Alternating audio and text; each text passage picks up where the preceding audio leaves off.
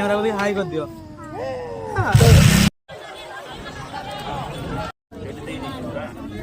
Hello guys, जय जगन्नाथ समस्त को नमस्कार। केमती अच्छा समस्ते? आज सकाल गाधे पाधे रेडी है घर बाहरी आसली क्या जाऊे तुम निजे गेस कर कमेंट। तो मुझे पहुंची गली भणजा पाखे। भणजा मामू को देखी खुशी होगी नाची पकड़े। हाई कर दियो, हाई कर दियो कैमरा को भी हाई कर दियो।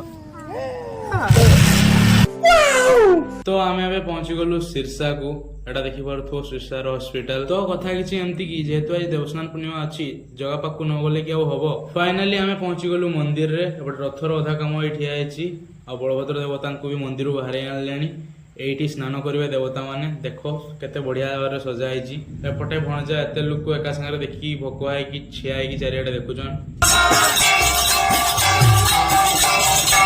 प्रथमे बड़ भाई को सिंहासन को उठाउछि स्नान करने। तापर भौणी सुभद्रा मां को अणाला। शेष में आम कोटिए गोटे कालिया ठाकुर को अणाला।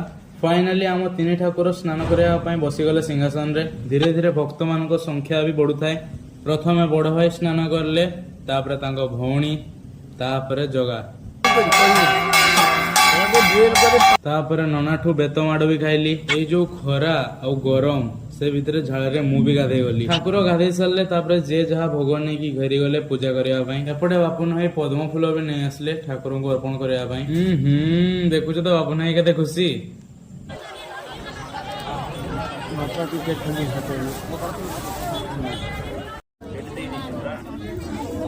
अपने तुम फूल जगन्नाथ पाखे।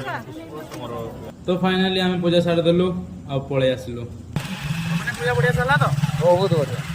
आत्मा शांति तो आत्मा शांति।